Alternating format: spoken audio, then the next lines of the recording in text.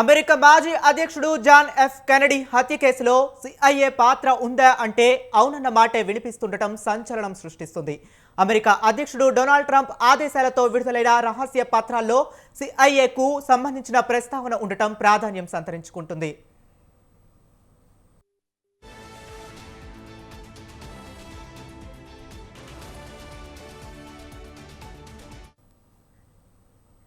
మొత్తం 63,000 పేజీలతో కూడిన 2,200 ఫైళ్లను US national archives and records administrative తన వెబ్సైట్లో అప్లోడ్ చేసింది. 1961లో అమెరికా 35వ అధ్యక్షుడిగా బాధ్యతలు చేపట్టారు జాన్ ఎఫ్ కెనడీ. అయితే 1963 నవంబర్ 22న డాలస్లో హత్యకు గురయ్యారు. కాన్వాయ్లో ఆయన ప్రయాణిస్తున్న వేళ ఓ దుండగుడు వెనుక నుంచి కాల్పులు జరిపాడు.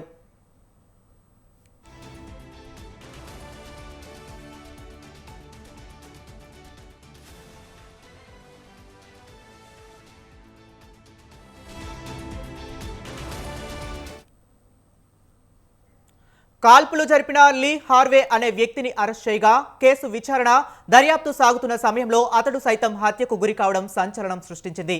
హార్వేను చంపిన వ్యక్తి అరెస్ట్ చేసి శిక్ష వేయగా కొంతకాలం తరువాత అతడు క్యాన్సర్తో మరణించాడు. దీంతో అప్పటి నుండి కెనడీ హత్య కేసు ఘటన రహస్యంగా ఉంది.